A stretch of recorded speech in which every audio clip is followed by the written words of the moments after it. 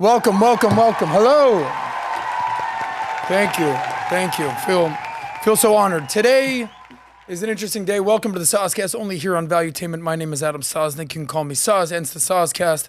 I'm here with my friend Natalia Del Valle. Hello. Nat in the chat. Yes. I'm also here with my friend Alejandra Jimenez. Hi. You might think she's 5'11", but she's really 5'1". We're doing some basic math over here. Today is going to be an interesting conversation because we're going to be reacting to the recent interview that my CEO, my friend, my host of the PBD podcast, many different recognitions that I could tell you about PBD. The interview that PBD did with Dan Bilzerian. Now, if you're thinking, Dan Bilzerian, what do you mean? Like that guy, all he does is hang out with multiple hot chicks and sell drugs and promote weed and do his thing out there. What do you mean? He's going to, what are him and PBD going to talk about? When to get married, when not to get married? No, he had very strong feelings on what's going on in the Israel-Palestine situation. Said, whoa, all right. Not expecting that. Dan Bilzerian's got some very strong feelings here. Very interesting. Okay, cool. Well, didn't see that one coming, Dan. Well, if you paid close attention to what he's talking about these days, maybe you did. And then and I use this term specifically, our friend, Candace Owens, is kind of going off the deep end these days. Uh-oh. And my intention here is to not shame anybody, try to convince them a different position, but to really bring someone back in and say, you're really going to an extreme position. Let me see if we can kind of make sense of this. So what's my point? In anything in life, you're going to have things in three camps. You're going to have the people that are on your team, your allies. Right. You're going to have the people that are not on your team, your enemies. And then you're going to have people in the middle that are a lot of times what they call the movable middle, or if it's the US election, it's independence. Or whether it's geopolitical consequences, these are countries that are not exactly on your team or not on your team, and they need to be swayed. So everybody has to do a little swaying to get people on their side. So the purpose of this conversation that we're going to have today, reaction that we're going to have today, is not to convince anybody to switch teams. I've learned certainly enough that you're the chances of you convincing somebody completely change positions and flip to another side are almost zero. But there's people in the middle that tend to be a little bit more rational, reasonable, non-emotional, or maybe they just don't understand what's going on. And they're like, look, nobody's ever broken it down to me. So I kind of have some questions. So Nat, I know you're in that camp. Yes. Today we're going to have a discussion. A lot of it is going to be geopolitical. And not even so much about Israel and Gaza and Palestine and Iran. I'm speaking as an American. You're an American. Yes. I'm an American. I can relate. You're an American. And what I want to sort of establish is what's best for America. You know, we see things all the time. America first. I'm America first. Okay. That's great. But what's second? What's third? What's fifth? What's 10th? Where's 20th?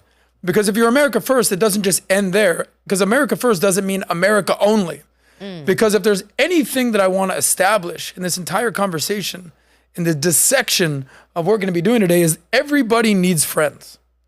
Everybody needs allies. You know, there's a famous saying, no man is an island. No one can do it alone. There's another famous African proverb that says, if you want to go fast, go alone. But if you want to go far, go as a team. So today, the entire conversation is cloaked in the premise that I want to have a conversation of what's best for America. What serves American vital interest? How can we help America? And here's a little hot secret. Not everyone who's a friend is 100% friend. And not everybody that's an enemy is 100% enemy. There's a lot of nuance to all of this. There's people that you trust, that you're loyal to them, but maybe only 80%. Maybe there's people that it's your enemy, you don't trust them, but you trust them a little bit more than that person over there.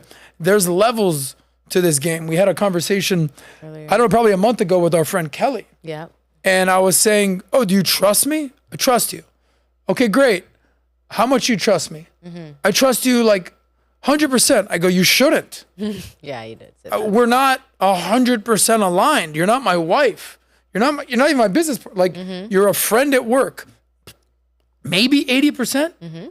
So that's a good way to do it. So, the question I have is like, who do you think I trust more sitting at the stage right now? Do I trust my friend Alejandra? Hi. You should.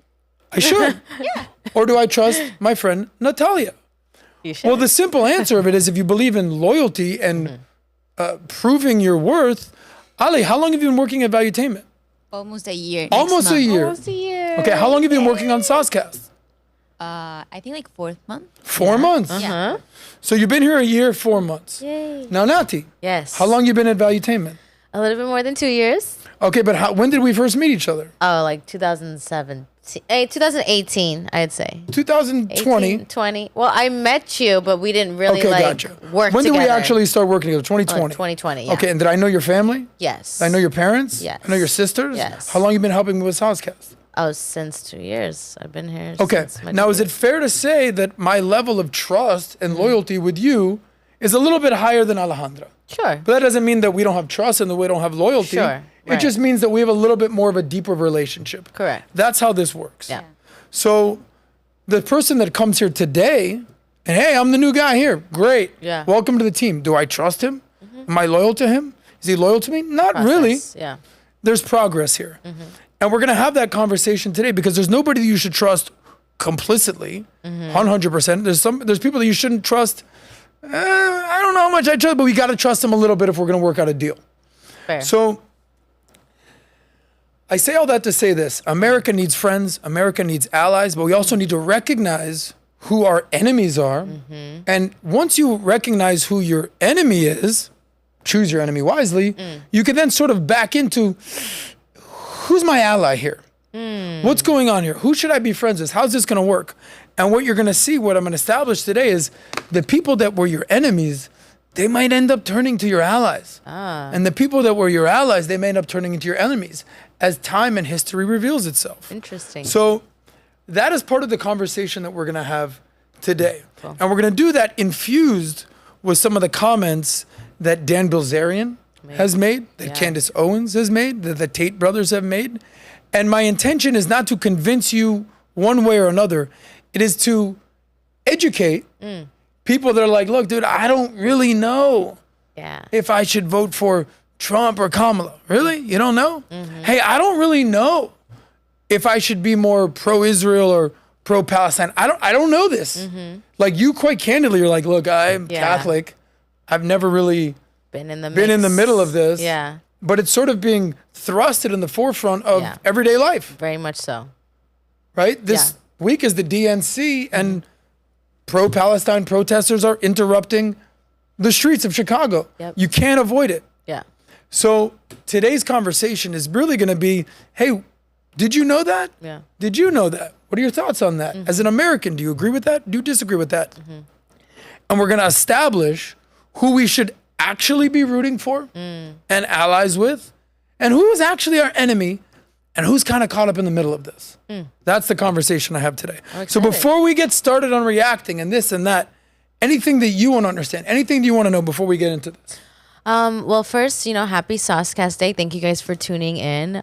Today, I'm really excited because I come on today being more of a student. I'm coming on being a genuine American, wanting to know more even details. I know before we even started, I said, give me the spark notes of really what's going on. There's so much history, and sometimes when there's so much history and behind the scenes, it's overwhelming, and it's almost like an incentive to not even go down that rabbit hole, because once you start, you don't stop. So today I'm really excited to speak to those who kind of want to have a good overview of what's taking place, and just to be in the know of the things happening, because at the end of the day, this is all connected some way or the other. And to not be in the know, it's, it's hurting you, and it's hurting the people that, you love around you. So I'm excited to come in today and just be a student of some of the things. So I like to think there's no dumb question, because there probably will be questions I have throughout today's conversation. But I'm excited to go a little bit deeper on some of these topics. Okay. Alejandra, is there anything that you want to point out before we get this party started? No, I just want to get the information from You want to get some information? That information. Well, let's get this information started. Let's So go. without further ado, here's PBD, the one, the only, sitting down with Dan Bilzerian. They just did about 45 minutes worth of, so how many, literally like, what's your body count? Right. What's your advice? Hedonism. Are you ever gonna get married? That basic stuff. And then PBD, as he does incredibly, sort of, walks this conversation up. Well, let's get this thing going, and infuses in a very sort of jovial mood. Hey, so what's going on here? Right. And this is where the conversation starts about Israel as an American ally. Go ahead. Recently, when I watch some of your tweets, I don't know if you've announced this or not. I don't know if you've joined AIPAC. I don't know if you are, if you are an advisor for them. Let me read some of these tweets. Now, quick. Do you know who Muslims AIPAC aren't the is? problem. No. Okay, AIPAC, because this is going to be brought up. Do you know who AIPAC is? No. Great. It's the American Israeli Political Action Committee. So PAC, you're going to see a lot of things in the PAC realm. PAC, political. It's the America PAC. It's the America First PAC. It's the Democrats for Kamala PAC. Everything's PAC, like it's Pac-Man. So AIPAC is one of these PACs that are formed, and a lot of it started pre-2010, but a lot of it basically catapulted to the forefront after 2010 Supreme Court decision, which is called Citizens United, which basically said, corporations, PACs are people. Yeah. Corporations are people, so they have freedom of speech, and freedom of speech basically means that you can spend money and raise money and follow the money. So it's a weird conversation, and I don't necessarily align with the decision, but that was the decision of the Supreme Court. So all these PACs are popping up. So PBD's like, so you're part of AIPAC, ha ha ha. Go ahead, Dan. The open borders and motherfuckers in the media attacking nationalism, pushing BEI, transgenderism, and destroying moral values are the problem. August 4th. If you don't put America first as a U.S. politician, you are committing treason. Supporting Israel is bad for America. Netanyahu is a convicted war criminal, and Israel is not our ally. We fought way too many wars for Israel, and we certainly don't need to give them any more money. July 25th. These idiots have ruined movies. Everything they put out is literally propaganda. And then all of a sudden, we got scripture here. For what shall it profit a man if he shall gain the whole world and lose his own soul? Is this recent, comments you're making about Israel a recent thing, or have you always had these beliefs? It's more recent. I didn't really realize what a problem it was until recently, and then everybody was scared to say something about it. My brother told me, like, you can't say anything about it. They'll fucking kill you. Like, everybody basically said that I couldn't say anything about it. And actually now they're like literally like trying to like kick me off the board of my company because of those tweets. Like, shit, yeah, I've definitely had a lot of like negative pushback, a lot of my Jewish friends, but I don't give a fuck. It's like one of those things where I know that it's the right thing. And the fact that everybody else is scared to say it makes me, feel obligated to be vocal about it. Why do you think it's the right thing? Because I know that they're a fucking parasite. Like, they provide the U.S. absolutely no value. They've done so many things that, would constitute, an act of war against us. I mean, USS Liberty, Lebanon Affair, I mean, I can go on and on and on and on and on. But, I think they knew about 9/11. I think they had JFK assassinated. The first thing that he wanted to do, right before he died was, make AIPAC a foreign entity, and not allow them to have nukes. And then all of a sudden this fucking guy's dead. And Jack Ruby, who was Jack Rubenstein, I mean, it's just like, and then you just, I don't know, man, I can't ignore all the shit that they've done. They sold their secrets. Netanyahu lied to us about weapons of mass destruction. We fought all these fucking wars. My friends have died over there. Like, and I just look at what they provided us with, and it's fucking, it's not nothing. It's like a negative, it's not, even if they just didn't do jack shit, that would be, bad, but they've actually done things to hurt us over and over and over again. So like this whole thing of they're our greatest allies, just complete fucking bullshit. And, we send them $100 billion, then they send AIPAC $100 million, and then they distribute it to our politicians, and every politician is a little fucking AIPAC handler walking around and telling them what to fucking say and how to vote. And it's just like, look, I've donated like $100,000 to politicians, and they call me up like, hey, you need anything? Like every week. I don't need shit. I fucking sit on my ass. I don't do anything. I don't care. I don't fucking break any laws. I don't need any favors. Like, I just gave it to them because I didn't want to see any more fucking retard, Democrats in there. So, but that's 100,000. Like, what does 100 million buy you? How many fucking phone calls do those guys get? And so like, I just know how it works. And the system is broken. Like, these people get into office and they don't have very much money, and they get out of office with fucking tens or hundreds of millions of dollars. It's not a fucking accident, right? Is that an Israel thing, or is that anybody? Because China's doing the same thing. China doesn't have they don't have an AIPAC. Like Israel is the only one that has a fucking like a lobby in the U.S. fucking giving these politicians money. Okay, no, every country, the big ones all have lobbyists. They all have lobbying that they're doing. Not in the U.S. They're registered as foreign entities. Right. I mean, if you're talking about, are you going to the dual citizenship part with Israel? Israel. That's another problem. Is a lot of our politicians have far more allegiance to Israel than they do the United States. I mean, that's a whole other issue. Do you know why they did the dual citizenship? Do you know the history behind why they did the dual citizenship? What do you mean? Like, so the whole concept of dual citizenship was because when Israel became a country again, they didn't want the people from here who wanted to go back to Israel that didn't have a motivation to go if they were going to lose their citizenship here. So that was the reason why they did it. It was kind of like, okay, you're your own country. We kind of need some of you guys to move over there to help the country out. Yeah, but I'm not going to go. Why are you not going to go? Am I going to lose my citizenship here? But you are. I mean, we don't do that. Every other country, I don't want to lose my citizenship. Well, okay, how about if we do this? How about if we allow you, just Israel, to go back to your country? You won't lose your citizenship. That was the arrangement at the beginning why they did it that way. No, look, I get it. I have 3 citizenships. You know what I mean? I think it's okay. I think what's the third one? I know Armenia, but what's the St. Kitts. Okay, got it. Yeah, so I mean, I don't have an issue with dual citizenship. My issue is when somebody is holding a U.S. office and they are putting a foreign nation's interest before America's interest, and they're favoring that other country. And so that to me is treason. Like when you are a U.S. government official, your motivation should be to do things in the best interest of the government that you are representing, not some other fucking foreign country. And that's the problem. Okay, so but go through it. So what is the solution? Meaning, bingo. If Israel's the enemy, pause it for a second. Then, so by the way, I'm going to unpack a lot of what Dan said because a lot of it, in my opinion, is not filled with facts. A lot of it is filled with emotion. A lot of it is filled with conspiracy theories that have been out there for decades, which we'll discuss. And some tinge of it, here's the thing with the conspiracy. Sometimes it starts off as true and then it balloons into something else. But for all the people that are like, oh, fucking Pat, he's owned by Israel. Pat's getting it from all sides. If there's anything that you should understand about PBD is that he's fair and reasonable. Mm-hmm. He's going to sit down with you, let you state your case, but then he'll give you respectful pushback and say, yeah, but do you know the reason for that? Do you know the reason for this? And then ultimately he asks the question, so what's your solution? Mm-hmm. What do you want to do with this information that you have? Whether it's vetted information that's correct or information that you've just sort of come up with that was hand-me-down secondhand information. What do you want to do with this information? Mm-hmm. And this is where a lot of people run into challenges. Go ahead.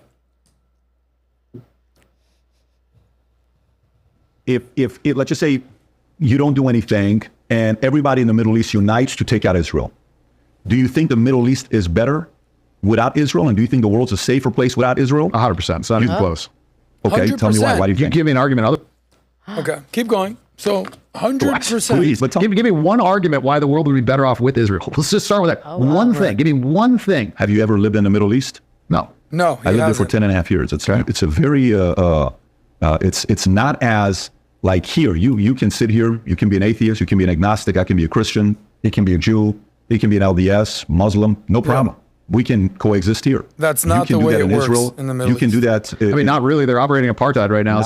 Everybody's not living equally. Not at the level of Iran. Correct. Not at the level of what Iran is doing. Correct. I mean, in Iran, if you're thinking what Israel is doing out of control, do you know how much money Khamenei's families make?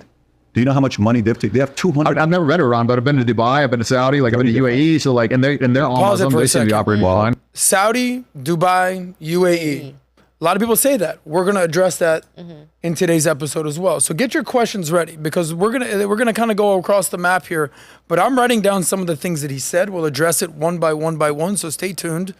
But we'll also address what he talks about with Saudi, with UAE, with Dubai. All right? Okay. Continue, please. Okay. I would say Iran's slightly different than, but go back to it. So, okay. So you think the Middle East and the world would be a better place if Israel didn't exist? Yes. Okay. Israel's committed, so many terrorist attacks. They're stealing land right now. They're operating in apartheid. They're currently committing a genocide on Palestinians. Like, do you believe in the genocide they're committing? I think they're fighting for themselves and they're defending themselves. Do you think that's defense? Well, when 1,200 people died, of which the 1,200 you've killed and admitted that you've killed a lot during, your handle. I will tell you this. The part I question where people who are Jewish can't stand when I say this, I don't know how you and Netanyahu claim you have the best intelligence in the world, Mossad, and you didn't know that on October 7th they were They attacking knew about you? it. They didn't. They wanted it to happen, so they had a reason to take that. Yeah, they wanted a reason to take the land. I totally get And they it. killed their own citizens. And they claimed that all these people got raped. That was bullshit. They claimed beheaded babies. That was bullshit. Everything that they said was a fucking complete. Not only was it a lie, but they committed all those atrocities themselves to the Palestinians and been caught doing it. In fact, they just got caught gang raping Palestinians. You know, how many babies have they killed? All the things that they accuse the Palestinians of or Hamas of or whatever, they are guilty of 100-fold themselves. So you And they've been doing that. Like October 7th wasn't the start of this. Like the start of this was Nakba. They've done so many different. disagree. Yeah, I don't disagree. Yeah, so I mean, this is not like, it's not like October 7th is like, it's all of a sudden they just came over there unsolicited and just killed people. Like they have been killing Palestinians for years and years, operating two sets of justice. You know, it's like they have the justice for the Palestinians, and the justice for the Israelis. And if you read the Talmud, like, you know, if you're not Jewish, you're basically not a human. You're like, you know, like cattle. If a Jew is, you know, is killed by, you know, somebody that's not Jewish, then it's the death penalty. If a Jew kills somebody that's not a Jew, then, you know, you can't kill them. It's not the death penalty. Like they literally like segregate in their Bible. They're very protective of themselves. I don't think anybody can debate that. I don't think it's a Well, it's not the problem isn't that they're protecting themselves. The problem comes when you think that you're better than other people, and you think it's okay to lie to anybody that's not a Jew. You think it's okay to steal from people that are not a Jew. You have two sets of standards. The problem with that is it allows you to rationalize anything, right? And human beings are generally self-serving creatures. So if your fundamental religious belief system allows you to operate in such a way that you believe there isn't consequences to stealing from other people, killing other people, you know, raping, you know, kids that are under 9 years old, like if you think those things are okay, then, you know, how are you going to operate? Because to me, like my moral code keeps me on track. I don't think that's what it is. I don't think it's because you're saying it one-sided. You're not telling the other side of the story of what they're doing either. You're not saying what Hamas did. You're not saying what they did. What did Hamas do? I mean, from day one, when you see the rapes and the videos, we've all seen it. This isn't something What rapes and videos? But stay on this here if you want to continue with this. But what rapes and videos? But my concern when you're saying Israel's doing it, you're saying the other side isn't doing anything. No, there was no rapes during October 7th. They've shown no rapes from October 7th. They showed no beheaded babies. All that was all bullshit. I'll send you stuff. No, there's plenty of stories. It's not all of them. The Israeli articles that I saw recently said that there was only 2 babies killed. One was shot by a bullet, and the other one died in a hospital. There was no babies in ovens. There was no beheaded babies. All that was all bullshit. Okay, so go back to the part when you said they think they're better than you. You believe that Jews think they're better than everybody else. It says it in their Bible. Okay, but you believe they're better than everybody else. Okay. I didn't say they're better than everybody else. They think. According to their scripture. Okay, but what if... And if you look at how they operate, right, like they literally caught people raping Palestinian prisoners, and there was riots. But the riots weren't because they were raping the prisoners. The riots were because they felt like they had the right to rape the fucking prisoners. That's why they almost had a fucking civil war, because they felt like they had the right to rape these prisoners. They felt like that was okay because they weren't Jewish. Thank you for that. So what are the chances that you can convince Dan Bilzerian, hey man, you might have some bad info? If I can show you information that maybe kind of proves the other way around, how open do you think Dan would be to even entertaining that information? Percent-wise? Yeah. I'd give him like maybe 20%. You're going that high? I'd say 20% if the information is correct information he could get behind. So if we showed him videos of Hamas, a terrorist organization, committing atrocities, raping, killing, maybe he would... I would hope so. Okay. I would hope so. Do you think that he seems somewhat rational, reasonable, or has he made his mind up?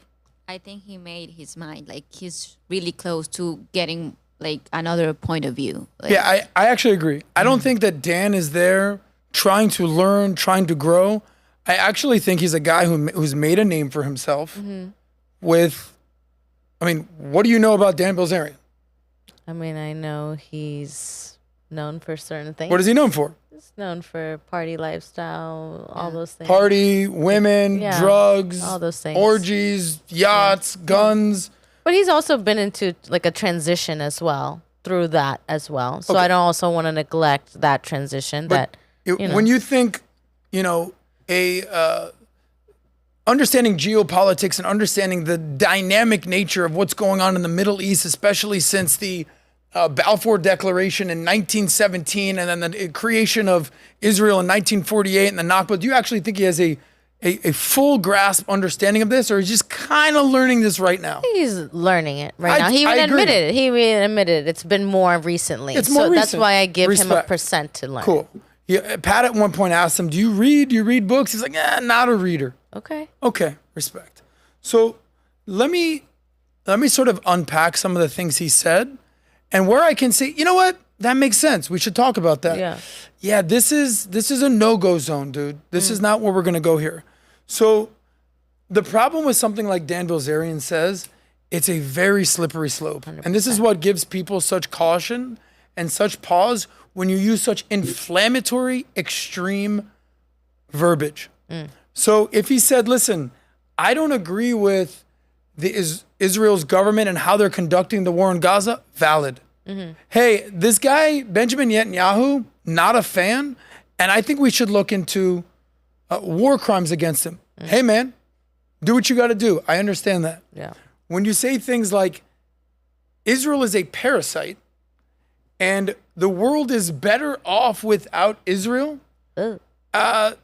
and basically they're doing nothing for us. They're actually more of a taker than of a friend, and they should essentially be eliminated. Now you have people's attentions and people's antennas have gone up, and they're like, what? All right, dude, like, where are we going here? Yeah. Because let me explain the slippery slope that happens, and you guys let me know. Agree, disagree, let me know. And you could fill in Israel for America, whatever you want to do. Hey, I hate the government of Israel. I hate the government of America. Is that valid? Can you say that? Sure. Check, no problem. I actually hate America. I hate the country of America. I hate Israel. Is that valid? You can say that. You could say that. Unfortunately. Cool. I hate Zionists, people who believe in the right for the land of Israel to be owned by the Jews. I hate them. Okay, now you hate them. Okay. I hate all Jews. Now that slippery slope has slipped. Yeah. And then it turns into death to all Jews. And there's people that try to basically rationalize, hey, look, I don't really like Netanyahu. Okay. I don't really like a lot of the things that Joe Biden's doing. Right. Or that Kamala Harris is doing. Right. Or the Barack Obama. This is democracy. Everyone's allowed to do this. But where you go to, yeah, they're actually a parasite. I actually think they should be eliminated. The next conclusion is like, so you're just calling for the death of 10 million people that live in Israel. Is that where we're going here? Because this seems kind of like it, Dan. Yeah. And unless you're walking back those statements, hey man, I spoke a little out of pocket. I didn't really mean that. I meant like not a fan of this. Okay, cool. This is now who you're going to be labeled, that you're just completely cool with vocalizing, just murder people. So it gets very weird here. Right. And the parasite, the act of war, everything that's going on with that. Now, PBD says like, all right, well, so what's your solution? What do you want to do here? So let me explain. So in America today, there's an election. You know that Kamala Harris, she's now favored against Trump. I know. Did you know that? Yes. Pretty crazy. Yeah. Kamala Harris Do you is believe favored. that? Help. Because you saw the news that there was a glitch, that Kamala's campaign was doing something to put her like the favorite. The favorite, yeah. Yeah. Well, whether you want to believe the stories, it's true. She is now favored, and we're in a close election. But what's my point? Oh my Help. God. Kamala's favorability numbers used to be worse than Biden's and worse than Trump's. -18, I believe. Now she's only -2. Right? So her favorability is, I don't know, she's probably at like 46, 48%. Right? That's like, so if you can get to 50, you're doing okay. Donald Trump is like at 45. So you're like, why are you bringing up American favorability ratings? Because in Israel, they have the prime minister. His name is Benjamin Netanyahu. His favorability rating is 32%. So what does that mean? There's people, 2 out of 3 people in Israel, they're basically saying, yeah, look, Netanyahu, I don't like what you're doing. So the people have spoken. That's basically what's happening in Israel. So you can totally criticize the governments. Where you really get a slippery slope is, so now you want to kill everybody? All right, Dan kind of lost me on this one. Yeah. So this is the type of rhetoric that Dan Bilzerian is just totally comfortable using. Could you imagine any other, fill in the blank, I challenge you, any other people, religion, country, sect, tribe, nation, where you're like, just kill them all. Can you name another country? Name another person. Like, Let's not do that. the reason you're struggling with that is because that would be completely antithetical to how human beings should operate. Yeah. But this is exclusively reserved for the anti-Semites. Yeah, just kill him. So it's very dangerous rhetoric of what Dan is doing. And PBD, he's not Jewish. He's not bought by AIPAC. Nobody owns PBD. He's certainly not bought by Israel. Right. He's just a fair and reasonable person. He's like, yeah, I don't know where you're going with this, but this is not a solution. So Dan, I encourage you to do your research and to do better. Now, to help you guys out, I started the whole conversation with choose your enemies wisely. I want to have a conversation about who's America's enemies and who are our allies. So oftentimes, in order to figure out who your allies are, you have to figure out who your enemies are. So there's also another famous phrase that the enemy of my enemy is my friend. The enemy of my enemy is my friend. So in order to understand who your allies are, your most staunch allies, we kind of got to figure out who our enemies are. And then all right, these people hate me, these people want to kill me, who are the people that hate those people? And we're going to have to kind of maybe work out a deal with those people. So this is a very interesting conversation that we're going to have here. Do you have that Chat GPT lists? There's 180 Yes, countries. And what I wanted to do was basically this say, is it. okay, who are America's top allies and who are our enemies? So right here is our top 10 allies. I don't even want to start there. I want to start at the very end. Who are our enemies? Okay. Okay, give me. So we're going to start at, I believe it's 180. Yeah. One more down. One more down. So here's you go. America's top enemies. Now, what I don't want to do is put it in like, that's 176 and that's 177. So which, like, we get it. If you're towards the end, you're an enemy. end, right. And if you're towards the front, You're an ally. you're an ally. Okay. So on this list, there's 4 countries that you see every time you talk about U.S. enemies. And in no particular order, you have North Korea, Iran, Russia, and China. Yeah. Take your pick on who's our main enemy. All right. Some people say it's North Korea. Some people say it's Iran. Right now, we're fighting a war against Russia, a proxy war with Ukraine. Okay. Is it China? Economic warfare. You know, China, we haven't had a hot war with China. We're definitely in sort of a cold war with China. Right. The tariffs, everything that Trump's got going on there, COVID, who knows? You're not going to go wrong picking any of those countries as your enemy. Right. But then you have other countries like Venezuela. Yeah. All right. Yeah. Not exactly a friend. No. Now there's a bunch of sort of African South Sudan. countries Central that Africa. basically we have no relationship with. They call it limited cooperation, strained relationships, complex and increasingly competitive relationships, hostile relationships, highly adversarial. These are some of the terms that we're using Right. for our adversaries. But as they say, you don't make peace with your allies, you make peace with your enemies. So we'll see if we can make peace here. Okay. So this is the bottom of the barrel, it's the bottom of the list. These are the enemies. Now, what we'd also say is, all right, who are China's enemies? Who are Russia's enemies? Yeah. Who is North Korea's enemies? Yeah. Yeah. Who are all these countries' enemies? Before we do that, let me just back up a second. So what I want to do is I want to show if there's 180, that means 90 would sort of be, all right, if you're at 90, middleman. you're kind of in the gray area. You're not our friend, Yeah. not our ally, but you're not our enemy. Right. So I want you to go to the next list. The before. So this. starting at 140 to 160, let's say, what countries are on that list? Right there. So you have Eritrea, Cuba, Sudan, Zimbabwe, Burundi, Lebanon. Syria, Yemen, Somalia. We're literally Somalia. fighting a war Yeah. against the Houthi rebels in Yemen, who's backed by Iran, who's also a proxy with Hezbollah in Lebanon and Hamas in Gaza. I say all that to say this. These are America's enemies. Okay. These are the people shouting death to America that want the downfall of America. Go one more. So this would be 120 to 140, let's say. Okay. Uh-huh. Who do you see at number 140? Palestine. The Palestinian Territories. territories. Yeah. And what does it say there? It says relations are complex, primarily focus on Israeli-Palestine conflict with the U.S. support for peace efforts, but tension over political leadership. Okay.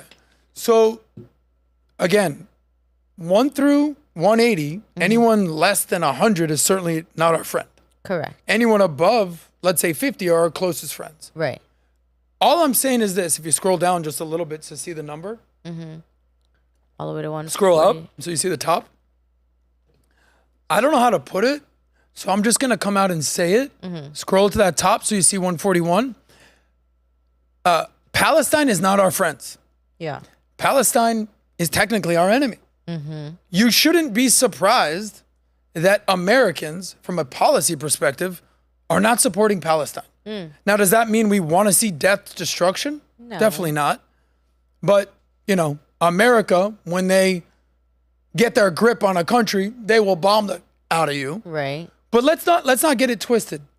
Palestinians aren't our friends. Yeah.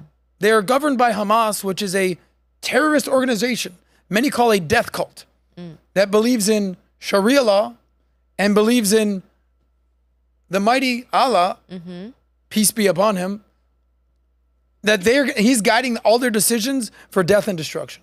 Okay? So that's who that is. Now, what I want you to do is, now that we understand who our enemies are, let's go find who our allies are. Now go through 1 through 10. Okay. So here's probably going to be the most interesting part of this conversation because it's going to make you think. It's going to make you think, oh shit, I didn't really, Think about that. that's got a point here. I'm sort of calling my shot. Here are the top 10 countries, according to ChatGPT, there's other stats, that are America's allies, that have the best interests for America. Number 1 is the United Kingdom, strong historical, cultural, and military ties, and a key NATO ally. Then you have Canada. Right. Then you have Australia. Australia. All basically offshoots of the United Kingdom. They're from Long Live the Queen. Canada, Australia. Then you have Japan, which is a major economic partner and critical military ally in Asia. Then you have Germany, key NATO ally. Then you have France. Then you have South Korea. Then you have Israel. Number 8. You have Italy, and you have Netherlands. So now you have Dan Bilzerian basically saying, oh, Israel, what the hell do they do for us? Why they take more than they get? Well, according to ChatGPT, they have a strong military, economic, and political ties with significant U.S. support in regional security. I'll also add to the fact that if you know anything about Israel, their nickname is Startup Nation. They're sort of like the little country that could. In the desert, they basically built up this country since 1948, and they outcompeted, they outworked, outstrategized, outcompeted, and outlasted a lot of their neighbors. And that's what's going on there. They also have But what about the people on the other technological side? advantages, military, intelligence, finance, loyalty, values. So I'm going to get to your question in 1 second. Okay. Here's what's interesting about this. Because some people want to say, yeah, but you know, I heard that there was something about the U.S. liberty. Okay. What happened? I don't know. Did something happen? Was there a conflict with U.S.? Was it friendly fire? I don't know. What does the army say? What do people have to say? Let's get to the bottom with that. I'm with you, Dan Bilzerian. If that's a thing that needs to be addressed, let's address it. But do you know, on this list of 10 countries that are our allies, how many countries we've actively been to war against, and they've killed our people and we've killed their people? No, leave it on that thing. How many? So here's a little list for you. Look at number 9, Yes. Italy. Look at number 5, Germany. Yeah. And look at number 4, Japan. In World War II, these were the enemy Axis powers. Don't let me get started on what happened with Germany and the Nazis 75 years ago. Yeah. You think we had a little bit of beef with Germany? Big beef. Do you ever heard of Pearl Harbor in Yeah, Japan? Japan. Okay. Do you ever hear of Benito Mussolini in Italy, the strongman that was going on in Italy? So these were our full-on enemies, especially Germany. Now they're our number 5 ally. Oh, By the way, number 1 on the list, if we just want to kind of do it for good time's sakes, UK. the reason we have a country here in the United States and we're not just a colony of UK, because we actually fought for our independence against King George and the crown and won our independence. Do you think that kind of had some issues a few years later? Because a few years later, we ended up fighting another war, the War of 1812, against the British again. So what's my point?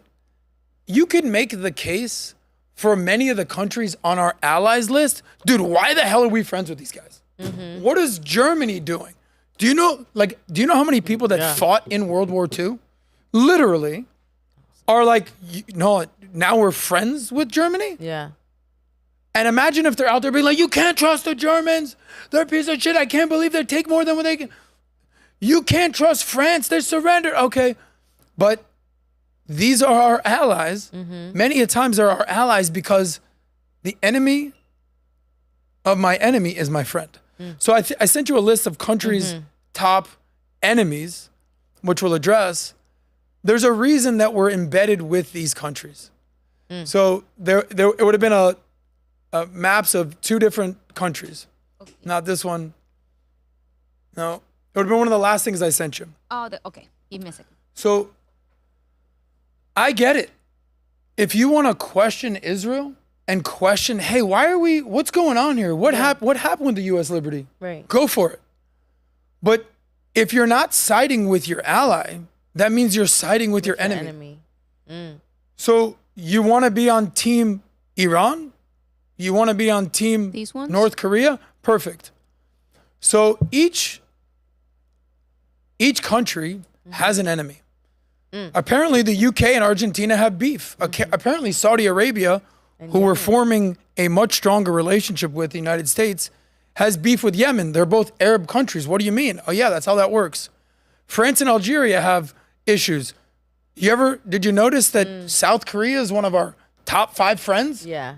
It's because we have a common enemy of China. Continue on, please. Ah. The enemy of There would have been like enemy is a my few more of friend. those slides. Yeah. So as we carry on, you have more? Yeah, I'm looking for it. Give me a second. Okay. So the point that we're getting at is each of these countries is our ally for a reason. I just saw another thing. So Pakistan United is States, who's our enemy? Afghanistan. China, India. We probably got to get a little bit closer My to India. Indians. Cyprus and Turkey. Pakistan and Israel, apparently. Pakistan has beef. Are there more? So every country in the world has enemies. Every country in the world has beef. Every country in the world has to say, yeah, look, I didn't really know that I'd be friends with South Korea, Yeah. but yeah, here you go. Like Armenia. I have a mutual enemy Azerbaijan. of North Korea, so let me kind of work out something with South Korea. Hey, by the way, as an Americans, we're not like, yo, Taiwan, let's do it. No, but we're out there protecting Taiwan Right. because we have a mutual enemy, which is China. You see how this works? Yes. Yes. So our number one enemy, some may say, is Iran. Who's Iran's number one enemy? Israel. So don't you think we kind of got to have good relationships with the country that is enemies with the country that is literally shouting death to America? Yeah. The great Satan of America? Yeah. That's how this whole thing works. So Dan Bilzerian, Candace Owens, I hear you. You have objections. You have beefs. You want some answers. Go get the answers. But the answer isn't, hey, let's go kill and eliminate my ally from a policy perspective who is allies with the United States to do what? Empower your enemy? To help Iran?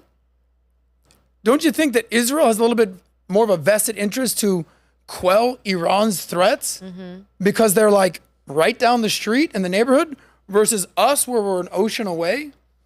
So the short-sightedness of it all is you're not going layers deep, and that's my biggest problem. Oh, Jews, I don't like Jews, so kill the Jews. All right, but why? Right. What's going on here? Right. So what I would do is judge everybody on a 1 through 10 scale. You've seen me talk about you should judge yourself on health, wealth, happiness, 1 through 10. What's my health? All right, well, I've gained a little weight. I don't know, I'm probably an 8 right now. My wealth, yeah, I made some money and probably a 9. Happiness, I don't know. You give yourself a 1 through 10 score. Now, here's what I would do. Go to our top 10 allies, that first initial list. Give yourself a score according to America, who our allies are. So maybe 1 or 2 get a 9 or a 10, right? Like I Right. trust UK, maybe a 9, maybe a 10, but Right. I trust UK more than Canada. I trust Australia, all right. Yeah. Japan, we did go to war against them. They Right. did do the Pearl Harbor thing, Yeah. but we kind of got to trust them against, maybe they're an 8, Yeah. you know, Next Germany. to Germany, which makes They, sense. they kind of were the Nazi people, but now makes they're the not sense. Nazi people. I can trust them to an extent. All right. Right. Right. France, they've always had our back. Right. South Korea, they're really helping us against North Korea. All right. Mm-hmm. Israel, look, you know, there's questions. All right, but they definitely have our back, Mm-hmm. especially in that region. Who am I going to be allies with? Afghanistan? Iran? Yeah. Yemen? Syria? Lebanon? The countries that are literally shouting death to America? Well, that's not going to happen.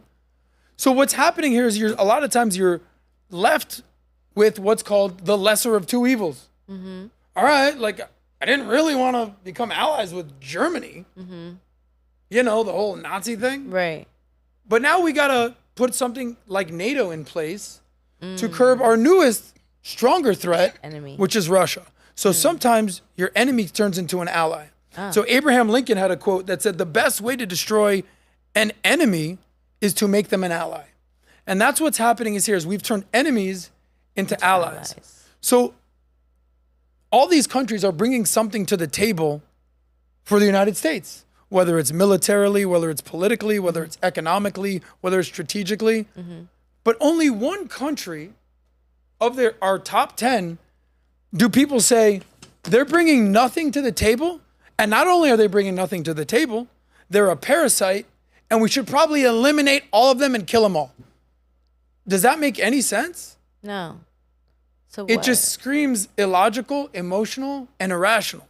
And that's where I want to basically get the conversation back to is like, all right, you might have some issues, but you want to go scorched earth against an ally to do what?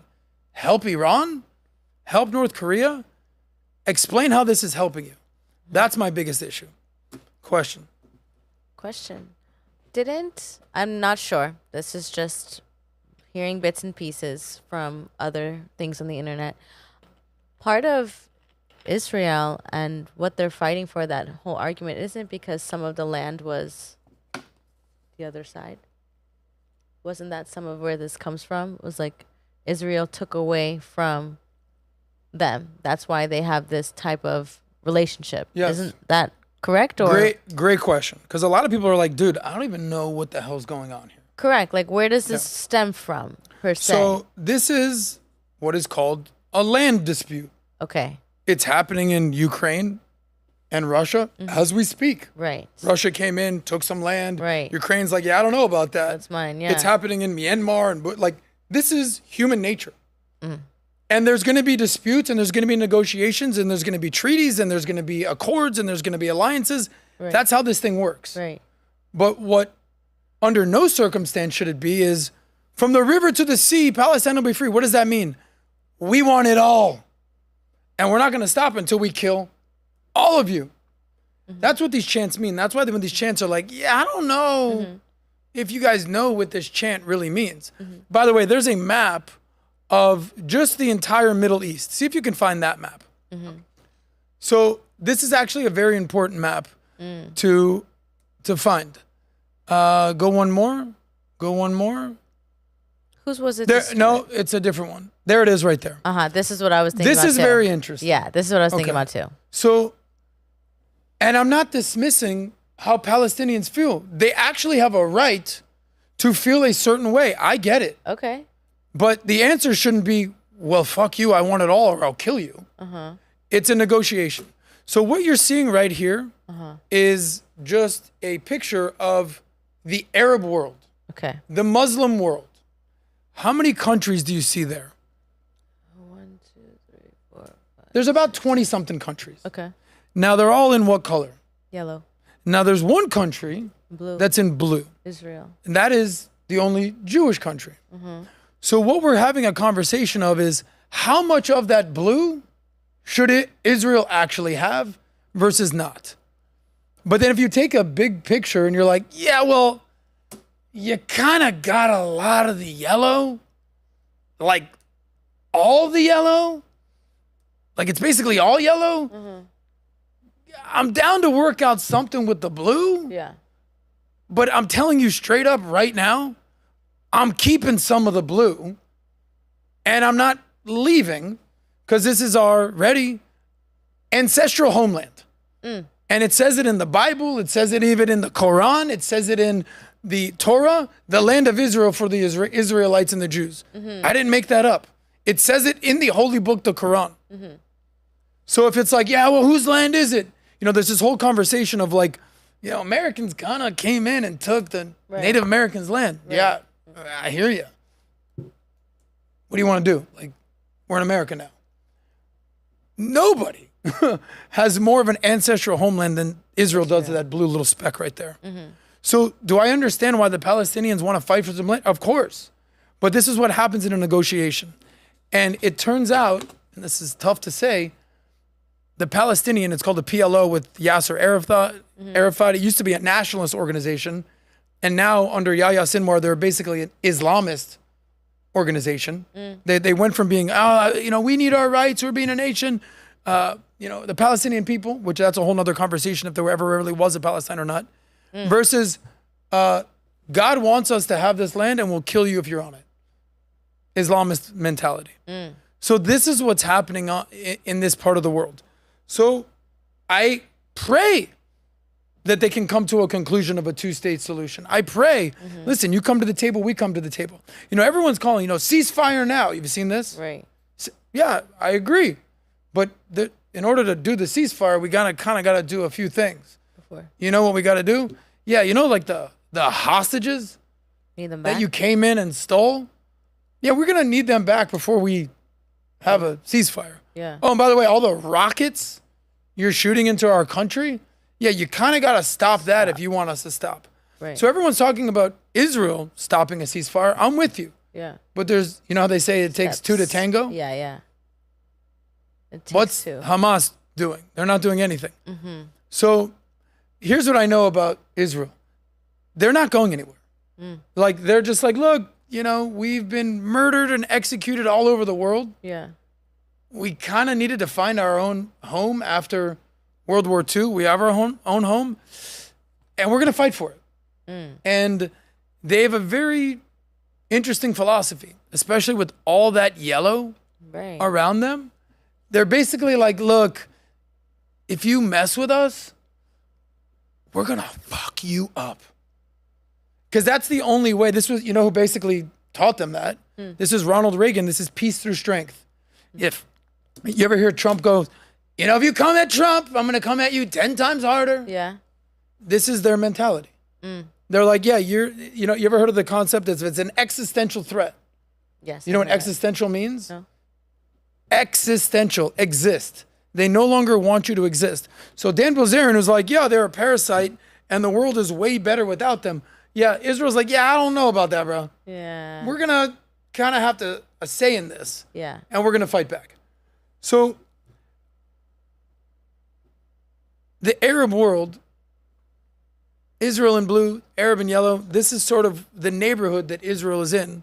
And all those countries around them, specifically around them, Syria, Iraq, Palestinians, Lebanon, they're all armed with Islamic terrorist groups that whose entire life is predicated on one thing, death and destruction to Israel and to America and to the West. So if you're like, yeah, I don't know, which team am I on? I know what team you're not on. Yeah. That is ISIS, Al-Qaeda, the Taliban, Iran, whatever team they're against, you should probably be for. Yeah. Now, that means you're on team Germany. Well, we kind of had beef with Germany. Yeah. It means you're on team NATO. Well, we had beef with some of the countries. That means you're on team Israel. That doesn't mean you need to be 100% agreement with them. Right. But what do you want to be on team ISIS? What's going on here right now? But he also said he's been to Saudi, Dubai, UAE. So what was his point in that? So he's been to those places. And so because he's experienced that life, is that why he supports what he supports? So great point. So not everyone thinks the same. This is going to be shocking. Not all Jews think the same. Not all blacks think the same. Not all whites think the same. Not all men think the same. Right. Not all women think the same. Not all Latinos think the same. We had this conversation with the other day with Joy Reid. She's like, you're going to look real stupid if you don't vote for the black girl. It's like, well, hold on. So now I have no say. I have no independent thought. I have no volition. I'm voting based on the color of my skin. This is a very slippery slope. Right. So what also you need to understand, this is what I've learned, that the Muslim world, the Arab world is not just like, this is how we operate. In fact, go to that other map of all the countries that have an agreement with Israel. If you can pull, not this one, not that one. No, the other way. Yep, there it is. You just had it. So these are the countries that are like, yeah, all the drama, all the beef that you want to do, we're actually going to have a peace agreement with Israel and just be cool with these guys. Because they're actually not the ones that are affecting our life. They're not the ones that are bringing terrorism and death and destruction into our countries. They're actually bringing technology, peace, prosperity, advancement, and finance. So we kind of want to work out a deal with them. Now, you see Morocco, you see Egypt, you see Sudan, you see Jordan, you see Bahrain. And the last one on the list is you see United Arab Emirates. Yes. Do you know that Dubai is in the UAE?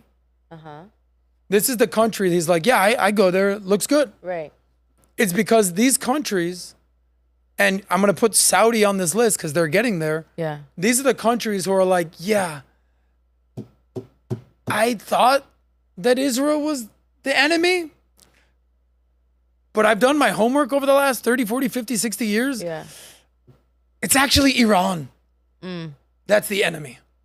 It's actually Iran that is funding the terrorism in our region. So again, choose your enemies wisely.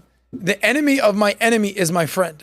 So this is why you have countries like the UAE, who's arguably one of the richest countries in the Middle East, that with Qatar, who are like, yeah, it's probably better for us to actually be friends with Israel than it is with Iran. Because there's also something, this is going to blow your mind a little bit. In America, we have Republicans and Democrats. Right? Pretty polar opposite. Yeah. In LA, in gangland, they got the Bloods and the Crips. Right. Pretty opposite. Yeah. If you go in Miami, there's cats and dogs. There's a lot of things, Do you know in the Muslim world, they actually have a very specific rift, way deeper than anything we just discussed. Are you aware of this? This is called the Sunni and the Shiite. I had to learn this. There's countries that believe a certain way, and there's countries that believe another way. It is basically like Republicans and Democrats times 1 billion. Oh. Times 1,000 years. You think they have a little issue with one another? Big time. Can we go back to that enemies list real quick? Yeah. It's like the map of who's enemy. The map? Not that thing. It was all the pictures of the two countries of who's enemy. See if you can find those real quick. So Yemen and Saudi Arabia. Right. So we're fighting a war. Yemen is funded by, you ready? Iran. So Yemen is enemies with Saudi Arabia. That means we're becoming more in line with Saudi Arabia. By the way, there's a picture of a prince. He's called Prince Mohammed bin Salman. He's the Prince of Saudi Arabia. There he is right there. There's 2 pictures of him. That's him next to Donald Trump, next to Shinzo Abe, who's the prime minister of Japan. There's even Vladimir Putin over there to the right. In there. So this is the G20. But then go to the other picture that you have of him where he's on the cover of the magazine. There he is. So this man right here is trying to make Saudi Arabia great again. Wow. So he's basically saying, that makes sense. Do you know that now? You know who he did a $2 billion deal with? You ready for it? Who's Jared Kushner? Jared Kushner is married to Ivanka Trump. Who's Ivanka Trump? That's Trump's daughter. So Saudi Arabia has invested in Jared Kushner. That makes sense. AKA America, AKA Donald Trump, AKA let's try to make my region wealthy, peaceful, and prosperous. AKA I'm not aligning with Iran. So again, the enemy of my enemy is my friend. By the way, not too long ago, 2001, we were the country basically saying, keep those enemy lists up, by the way. Hey, we gotta find out what happened with 9/11 with Saudi. Yeah. What happened there? What's going on here? Here's some other countries that are enemies. Ukraine and Russia, we knew that. Iraq and Kuwait, Israel, Palestine, North Korea, USA, we know this. So choose your sides wisely. Now, like I talked about with Reagan, That makes sense. someone that agrees with you 80% is a friend and ally, not a 20% traitor. I'm not saying that you need to agree with Israel 100% as an ally, or Germany, or South Korea, or Japan, or Canada, or any of these people. But are you on Team USA, or are you on Team North Korea? Are you on Team Iran, Hamas, or are you on Israel? You kind of got to pick a side. Well, what about the people who are from those countries? The people who are from Hamas? Like, how do they? From Hamas, that's a problem. If you're from Palestine, So, for instance, But they come here and they're living here now. you have any Russian friends? I've had Russian. I friends. have Russian friends. Yeah, I have a few. I like actually. them. Yeah, me too. That doesn't mean I agree with their government. You have any Chinese friends? yeah, Okay, we have someone that works with us from China. Yeah. You know what I'm talking about? Yeah. Amazing girl. yeah. That doesn't mean I like Chinese China. policies. So, by the way, there's people in America that I love, and there's people in America that I hate. Like, there's people I'm like, yo, this guy sucks. Yeah, yeah. But that doesn't make me not love America. So what happens is you try to conflate a person, a people, a country, a government. And Israel is the only country where you're like, yeah, I don't like the government, so kill all of them. It's a very slippery slope here. Very extreme. And if you don't call it out, this is where normalizing death and destruction of an entire race is like, yeah, I don't know about that. Yeah. So this is what's happening right there. So Israel has formed agreements with many countries in the Muslim world who recognize, yeah, dude, my bad. I thought that we actually had beef, But we don't. but it's actually the Islamic Republic of Iran that I have beef with. And they're basically, the world is changing. And what's happening is all the people in America, they're going to be basically, so here's what we're going to talk about Candace Owens for the last 20 minutes. yeah. They're going to be left with a very tough decision. Yeah. Because are you on the woke, liberal, DEI, ESG agenda, Right. and you're going to vote for Kamala? No. Or are you going to vote for America First, Make America Great Again, Donald Trump? So whether you're Dan Bilzerian, whether you're Nick Fuentes, whether you're Candace Owens, who do you think you're voting for, Kamala or Trump? Are you asking me? Yeah, I'm asking. I'm definitely leaning to Trump. Yeah, they're all voting for Trump. Yeah, I'm very.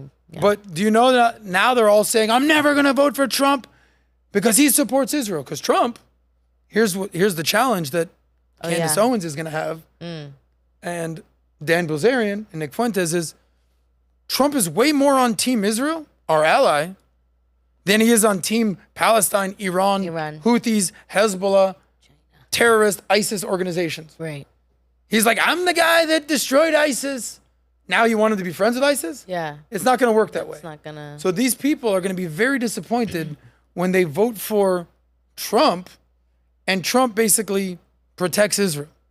Because if we show that top 10 list of our allies again, Yeah. they're one of our allies. Allies. Yeah. Do you know how many deep, dark secrets we know about each other? The CIA, the Mossad, the FBI, governments, organizations. How much stuff, and when you go to bed each night, it's like, listen, this is between you and me. You got it. You got it. Yeah.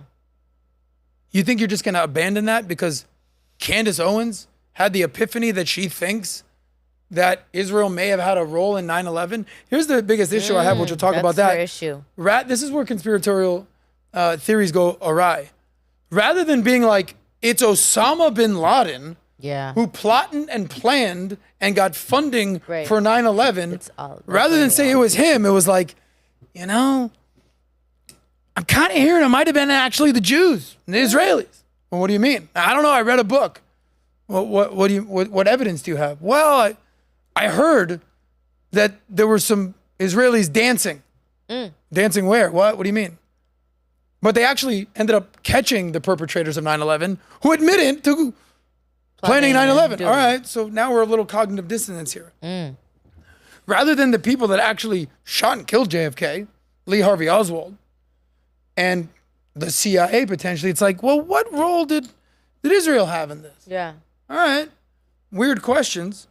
So here's Candace Owens basically going ham Oh. on not only Israel, but just Jewish people. Oh. Go ahead, Candace. Do your thing. We've got this friend and ally, and we're not allowed to ask questions about JFK's shooting or the USS Liberty. Yeah. The Mossad there on the day that JFK was shot. The arguments that he was having in the days preceding with their prime minister, still classified. Okay, we're never going to know what they were arguing about. And then Jacob Rubenstein shoots the guy who said he didn't shoot the guy. Do you have a question about that? You anti-Semite? Don't come at me. I don't even want to hear questions. We're not allowed to even speak about the USS Liberty. The fact that, after October 7th, they jammed through a bill in Congress, okay? And they were like, we must have an October 7th Day of Remembrance in school. Kids must learn about this in school. And we can't get one for the USS Liberty. Okay, that means your nation is being held hostage by a foreign power. Okay. So, Candace, ask whatever questions you want. I don't know what happened with the USS Liberty. Yeah. But you know who probably knows what happened? Our military, our government. They probably have some explaining to do. Right. But as I continue to remind you, even if we had some sort of issue with Israel and the USS Liberty, cool. We were never at war with them. We were at war with Nazi Germany. Now we're allies with Germany. We're at war with Imperial Japan. Now we're allies with Japan. So all these questions should be asked. But because there was one incident, what do you want to do? Go be friends with ISIS and Iran? Like, what's your solution here?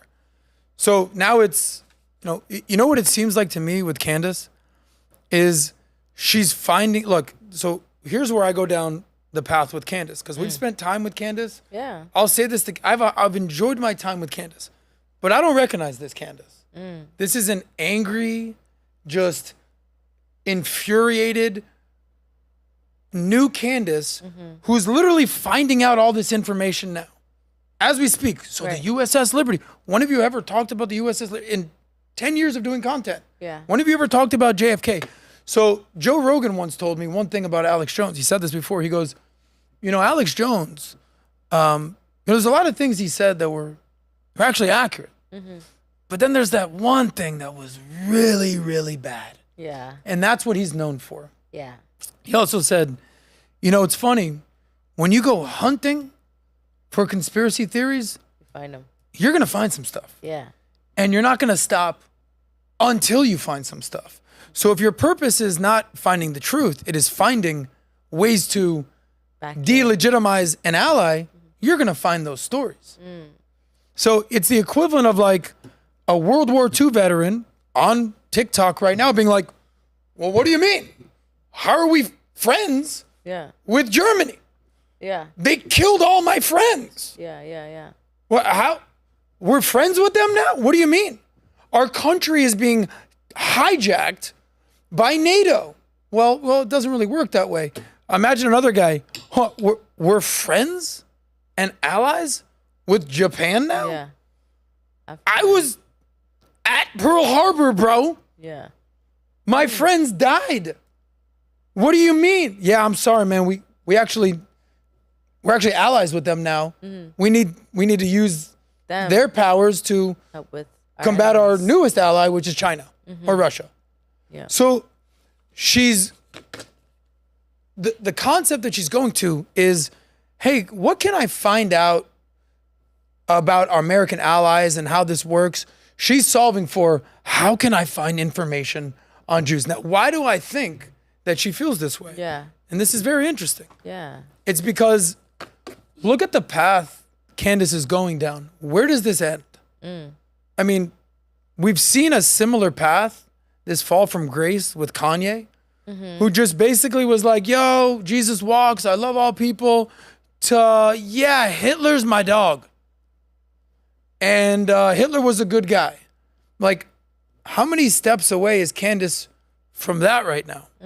Because here's what I think happened with Candace and the Daily Wire. It's all about alignment. Everything's all about alignment and who you have similar interests with. So what's the reason she even joined the Daily Wire? How about this? I think her and Ben have a lot in common. Yeah. They're conservatives. They believe in family. They believe in the role of man. They believe in the role of women. They believe in God. They believe in America. They believe in society. They believe in gender roles. There's a lot of things they agree with. I would say that they're probably like 80 to 90% aligned on everything, except for this one thing that popped up. Which is this? Except for this one thing that popped up, and now she's completely removed herself from conservative political talking points. So if you're Candace Owens, who's your audience at this point, Candace? I mean this sincerely, because you're smart, you're capable, you're a beast, but you're trending in the wrong direction. And I don't want to see you go this direction. I would actually love to talk to you and get you out of this sort of unreasonable, irrational way of thinking. So Candace, she basically leaves Ben. She's upset. Yeah. She's getting this, that, the other. And this one thing is tearing her and a wedge between Ben. And it's Israel, and that's fine. Ben has his position. She has her position. Right. But now what's happening is now she is now enemies with someone that she had 80 to 90% alignment with over this one thing. So what's going to happen? If you push this away, which is majority, Ben and the conservatives and pro-America and pro-Israel, okay, great. And now you go here. Now you're on what team? You're on Team Iran? Are you going to go for the gays for Gaza? You're not exactly down for that. Yeah. Are you going to go with the Nick Fuentes crew? Are you going to go in the Groypers crew? They're not exactly a fan of the blacks, Candace. Right. So, and I've spent time with Nick. I don't 100% disagree with Nick. Yeah. He's not a 100% enemy. There's things I agree with Nick on. There's things I agree with Candace on. Right. There's a ton of things I agree with Tate on. So this whole notion of, well, I disagree on this one issue, now you're my full-on enemy, is very problematic. Yeah. Because there's people that you're going to have 80% agreements with that you're going to treat as a 20% traitor and enemy. And that's what she's going through right now. So, by the way, there's one more clip of her talking about if she ends up dead, what's going to happen. Uh-oh. Yeah. Do you think it's normal, by the way, that basically every person who speaks about Israel has to basically say a statement that's like, you know, I don't want to get killed? like literally, you start speaking about it, people are like, Candace, beef up your security. That's not fucking normal. It's not normal that people have to think about their security because, and by the way, it's not normal that then the way that you get comfortable with it is you're like, well, you know, they shot JFK in an open car, so there's not, I mean, he was a sitting president. I mean, obviously my security doesn't really matter. If they want me, they're going to get me. That's not a normal thought process to have. We don't have that about any other country in the world except for the one that, you know, took over ours. And that's the truth, okay? We are an occupied nation. And if it's going to take women, like, having to speak up and say that to make permission, like, to give permission to men to do the same, then I'm happy to be the first person, okay? I just want to be clear. Anything happens to me, blame the Zionists. Like 1,000% blame the Zionists. Like let that be my parting words, okay? The more you look into their little network of psychopaths, they all collude with each other. Just so you know, the Zionists on the right are the same as the Zionists on the left. And it should be an easy litmus test for you guys. So here's my challenge to Candace. You're no longer criticizing the Israeli government. You're no longer criticizing individuals. You're no longer criticizing the land of Israel. You're now basically calling anyone who's Jewish or believes in the land of Israel full-on psychopaths. So, you know, the dangerous rhetoric needs to be called out. Or at what point do we say, all right, like, what's even happening here? Yeah. Candace, okay, I hear you. You want some explanations on what happened in the U.S. Liberty. Okay, let's find out what happened. Yeah. All right. Hey, what happened with JFK? There's a lot of people that want to find that out. But how do you go from there to, these dangerous psychopaths are a pariah and they need to be eliminated. This is the issue that is going to constantly come up with Candace when she takes this position, and I pray that she doesn't. Because now you're making people who are like, you have no idea how many people came up to me, men, women, they're like, dude, what was Candace like? Yeah. I love Candace. What's up? She's dope. Then they're now messaging me, hey, dude, what's up with your girl? Yeah. What's up with Candace? I'm like, dude, I don't know. Yeah. Because she's gone a complete 180, and my opinion is that she's losing it. Last thing, do you know that her father-in-law had some things to say? Did I send you that tweet? No. There it is right there, I think. It was one of the last things I sent you. Not that one. It would have been by Lord Michael. It would have been. That one? Michael Farmer. Yes. It says, Okay. in view of public comments. So this is, just to be clear here, and I don't know if you can show the whole thing. This is Candace Owens' husband's dad. Okay. Go ahead. Says, in view of public comments from a high-profile member of my family, I want to put my own views on anti-Semitism and Israel's current military campaign in Gaza Do you have more, Alejandro? on public record. So it goes on. It says, read the comments after that? The comments? Well, it should. Let me see if I can read it then, if you don't have it. Okay. Is there another one by them? Yeah, that's the only one I have. Okay. He goes on and says this. As a teenager growing up in the wake of World War II, I became very aware of the cruelty melted out before and during the conflict with the Nazis and against the Jewish people. Because they were Jewish, and solely because they were Jewish, I found it impossible to comprehend how humans could intentionally, but as cruel, do this to other people. And basically saying this completely changed my perspective as a human and as a Christian. He continues. Again, this is Candace Owens' father-in-law, who, if you read the beginning tweet, said, in light of the public statements of a high-profile family member of mine, AKA Candace, let me try to clean this up a little bit. Yeah. He goes on to continue in saying that the best man at my wedding was a lifelong friend. He was Jewish. I have many Jewish friends, but I am a Christian. And I believe that the Bible says that we all need a savior because we fall short of the goodness we aspire to and expect from others. He then continues and says, I believe in Jesus. I believe in Christ. This is what I am. But Jesus Christ is God's son. He came into the spaces in the time as a Jewish man. He fulfilled his Jewish law. His mother was Jewish. His closest followers were ordinary Jewish men and women. He came to save us from the consequences of our rebellion.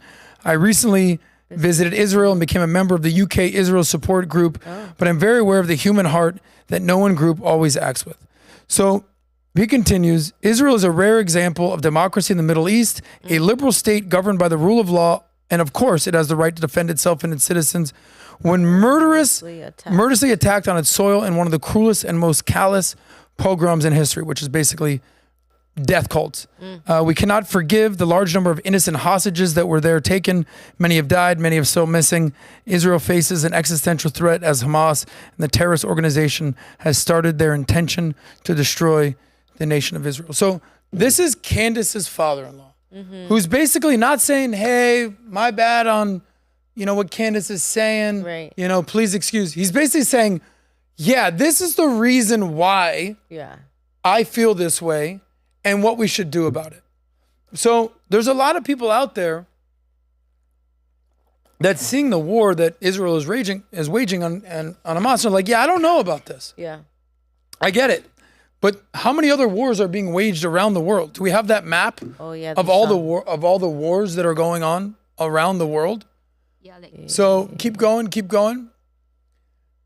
That's one right there. So this is a very interesting map because you would think that the only war going on right now, if you watch the progressive media, that it's just what's going on in Gaza. And my heart breaks for people like this. You think I want this? Yeah. But these are all the wars going on. You see all those skeletons? Yeah. Those are hundreds of thousands of dead people. Wow. So what happens is it's given a color.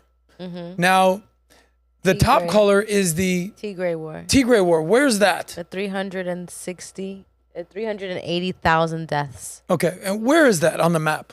That's right near Sudan. Okay. In Sudan. You ever heard of that war?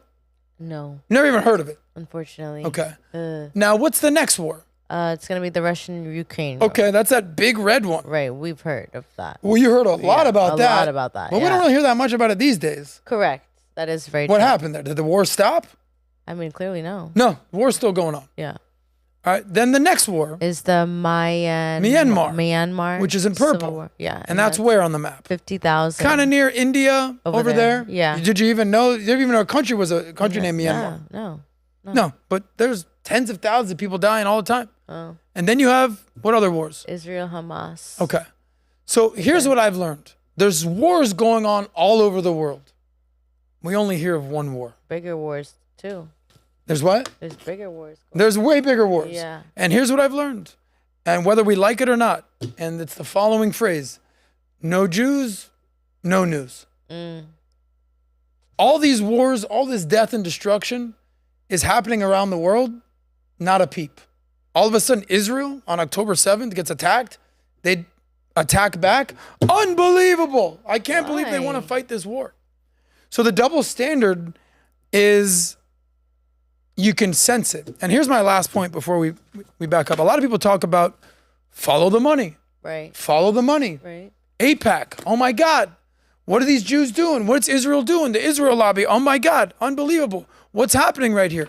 Who's doing what? How are they getting all this money? How are they getting all this power?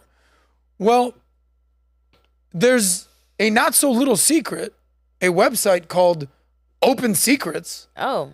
opensecrets.org. See if we can pull that up. That shows you exactly what's going on. Oh. Who's doing what? What's doing who? Who's donating where? How this whole thing operates. So, Ali, do me a favor.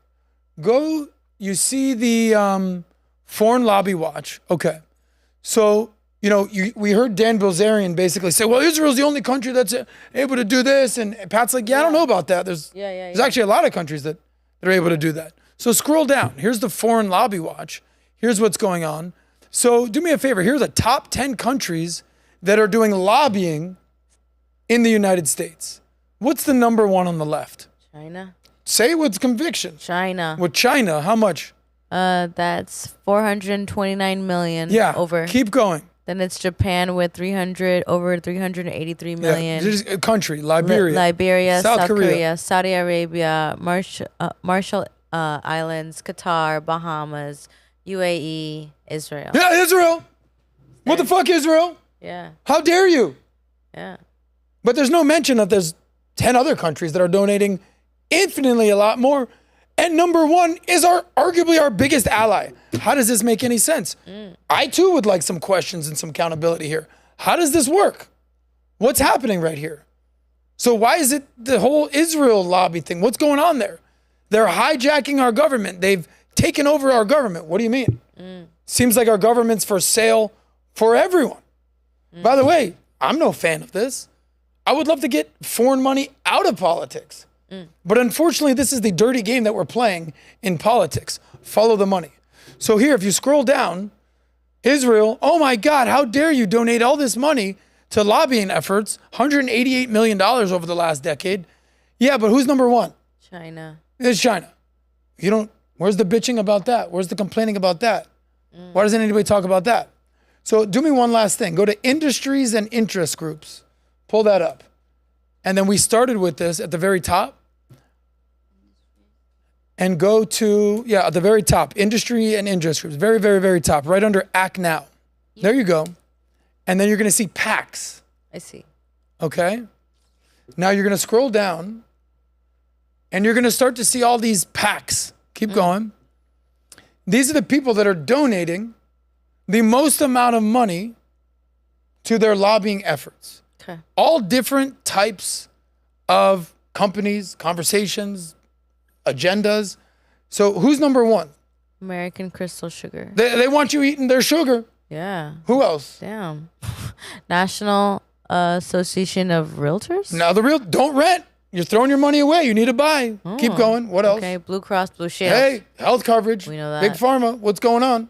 America's Credit Union. That's where you're going to bank. Follow the money. Right. Let's keep going. Operation Engineer Unions, Sheet Metal, Air, Rail, and Transportation Unions, American Federation of State, Country in Munich, employees, American Israel Public Affairs. Bingo. Read that last one again. American Israel Public This is Affairs. this APAC thing that everyone's talking about. They've hijacked our government. Follow the money. What's going on? They're bought and paid for. All right. What's the number that they've donated this year? Over $1 million. How much? 1.8 million. 1.8 million. What do you think that's getting you? You think you're buying our whole government for $1.8 No shot. million? No shot. What are we saying right now? China donated 400 and something million over the last 10 years. It might even been more than that. Yeah. So There you go, Home Depot. what I don't have an issue with Dan Bilzerian or Candace Owens saying, hey, what's going on here? Right. Question. You should ask questions. Right. You should want some accountability. You should want some disclosures. But when you actually do the research and find, yeah, that's actually not that much money, and it actually turns out that China and Japan and Saudi are actually donating way more to lobbyists than Israel, then it just becomes, oh, you either A, didn't do any research. And you didn't go on this website that's not a secret, or you got some very bad information and the wrong people are in your ear, or you just kind of hate Israel and you hate Jews.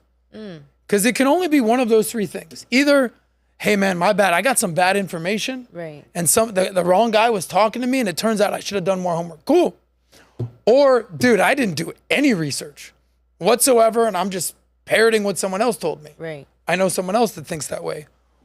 Or you've done your research, you've seen all this, and you're still distorting the facts and lying and just basically like, yeah, I just think that Israel's a parasite and the best way for a world would be to eliminate. Right, Dan Bilzerian? So I have a lot more hope and faith for someone like Candace because she's typically a very rational actor.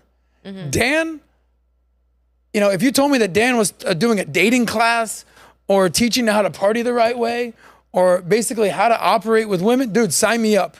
You want to talk geopolitical strategy? Dan Bilzerian, sorry, you're not my first call, bro. So I say all that to say this. Be very careful of who you're getting your information from and what they're telling you. Right. Because if I can make one big point here, I'm America first. Right. I believe in America. The only pledge of allegiance I've ever said in my life is I pledge allegiance to the flag of the United States of America and one nation under God. That's my flag. That's my flag. Right. So what I try to do is align myself with American interests. And who are the countries that we align ourselves to defend our values and have similar values and principles in democracy or republic for which it stands, like America. And some of those countries I might not like. You think it was easy for Israel to become allies with Germany? But they did it. Right. You don't think they had a little salt in their wounds? They definitely did. You think when we formed our agreement with Japan, there were people who were like, yeah, but that whole Pearl Harbor thing, bruh. Took us out. Yeah. Yeah, but dude, we got to move on. So what's happening right now is that you just have people, one way or another, they're trying to dismantle your allies to do what? Empower your enemies? This book is very helpful because it makes you figure out, listen, not everyone's your friend and not everyone's your enemy and everyone kind of falls into a certain category and you have to operate accordingly. Yeah. And as we've learned, the enemy of my enemy is my friend. Yes. There might be people you're like, I'm not friends with Israel. Okay, cool. But you're definitely not cool with Iran, right? Right. Because there's actually wars going on right now that they're killing American servicemen. So what do you want to do with that? It's a slippery slope to go down. So Candace, I hope you get out of this funk and realize a lot of what your beef with started with Ben Shapiro is that you're actually very more closely aligned than you think. And you have one major issue that you just can't get out of your mind and it's consuming your life. And you're actually smart and reasonable. And I pray that you get better with that. Dan Bilzerian, you're America first. You're voting for Trump. You're pro-America. If you're pro-America, you kind of got to be on the side of where It's pro-America. the allies are on pro-America. You might not be happy with it, Right.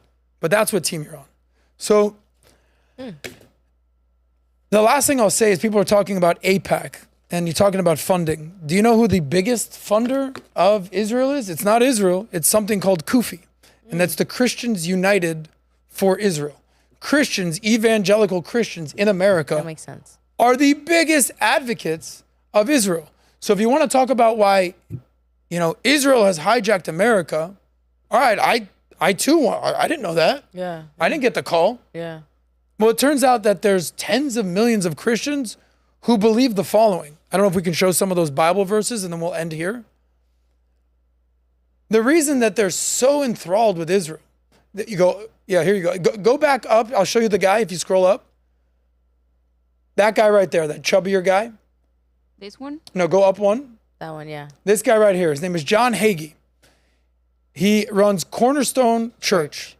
He started KUFI, Christians United for Israel. If we can just scroll real quick, and we're going to end in 2 minutes. So John Hagee, now go to the cross and the up there. Go up just a little bit. Show that. This is in the millions.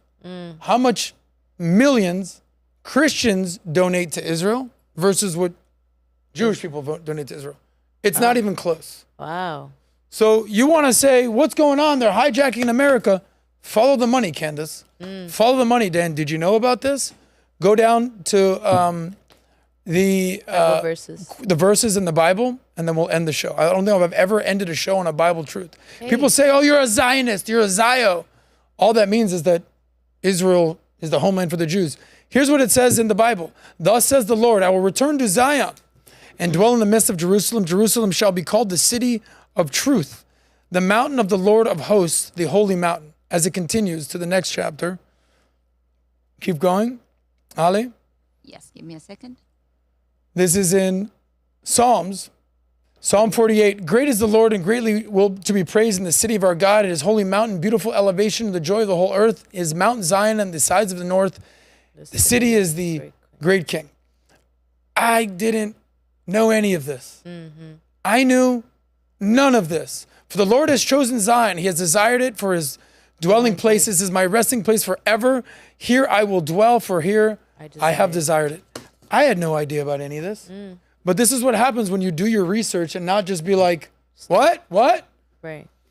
And they shall call you the city of the Lord, Zion, the Holy One of Israel. This is why they think this. Yeah. This is the history of it all. Do Palestinians have a voice in this? Of course they do. Do Israelis and Jews have a voice in this? Of course they do. So what's happening right now is, this interview with Dan Bilzerian went viral because Pat was like, yeah, I don't know if we should just kill all the Jews and do all what's that. your solution here? And this is the best you got? And Dan, in a very emotional way, is like, yeah, I just think You gotta go. that's how I think. So shout out to PBD. Yes. Thank you for doing that interview with Dan. Thank you for pushing back. But not as a Jew, as an American who values Americans' allies, whether it's NATO, whether it's the Quad, whether it's the Five Eyes, our allies, our friends are who have our back. Right. And that's who we need to understand we're in this with. We're not worried about what our enemies think. Let's worry about what our allies think. We know what our enemies think. Right. So, Candace, I hope you do better. Dan, stick to doing what you do best. Stay out of geopolitics. Nat, that's all I got. Great job. What did you learn today? The enemies of your enemies may be your friends. And it was very interesting to see that some of our biggest allies, actually, we've had some of the biggest fights with. And Wars. World wars. Yeah. And I think part of this is even coming from maybe we haven't had enough fights with some of these individuals that they feel like they can't become allies with us just yet. So, there's a lot of different pieces to the story. I mean, I would love to hear also somebody from the other side. I would love to hear what the argument is and that perspective from, that side of the realm. But, for an overall understanding of what's kind of taking place, thank you for that today. I think there's a lot of people out there who they know something's happening, they don't know the details, and they kind of want to get just a quick gist of what's taking place just to be in the know. And to even see the other wars going on and more people are dying from those wars and nothing's being said about it. That's also something to kind of be weary of as well. So thank you for kind of breaking this down. I was sitting here as more of a student asking questions rather than really giving input. So thank you for today. Well, you're welcome. And is there anything you want to add to this? No, I really like the episode today. I feel like it's really important to know these things before you talk. Get to know what you're talking about. So yeah, it was really good. That's one of the biggest lessons I've learned being around PBD is more rational arguments than emotional argument. And anytime I catch myself getting emotional, I say, all right, relax. You know, I get into it with Vinny and I try to come to it from a rational standpoint. And he's an angry patriot. I get it. He's emotional. I love that guy. Make sure you wear your shirt. But it's a slippery slope to go down that path. Right. So I stand with America. I believe America first, but that doesn't mean America only. And whether you like it or not, you have to understand that there's allies that America has with very checkered pasts. Yes, very checkered past. That we still have to get along with. Correct. Because we have the vital interests. Right. And there's countries that I don't necessarily want to have beef with. You think I want beef with Russia? But these are our enemies. Yeah. So choose your enemies wisely. Thank you guys for listening to my thing today. The last thing I'll tell you is we're about 2 weeks away from the Vault going on in West Palm Beach, Florida, September 4th through 7th. We're currently offering buy two, get one tickets. If you want information about this, if you want to basically do some pricing, if you want to get more familiar with what we're doing at the Vault, the link is in the description below. Get your tickets. I think we're sold out of CEO. I think we're sold out of founder. I think we're down to the last two tiers to our executive tickets, our general and our platinum. So get your tickets now before they're completely sold out, and we'll see you. Thank you guys for listening. Thank you guys for being a part of what we're doing on SOSCAST. We'll see you guys when we see you. We out. It's the SOSCAST, baby.